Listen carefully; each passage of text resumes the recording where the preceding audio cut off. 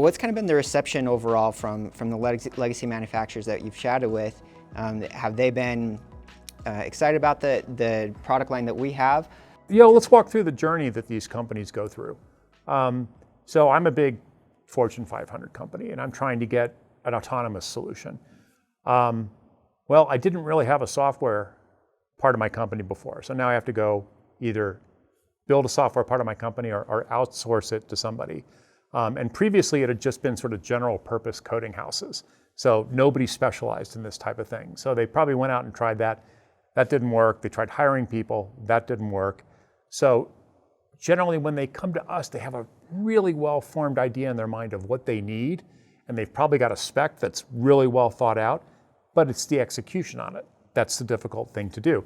And remember, this new autonomous technology is competing with every other part of their legacy business, their manufacturing, parts, distribution, all these other things that are generating revenue today.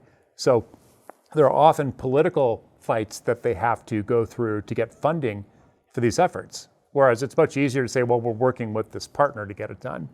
And it's a different kind of cost for them. But in general, they're really excited about three things. One of them is the completeness of our solution.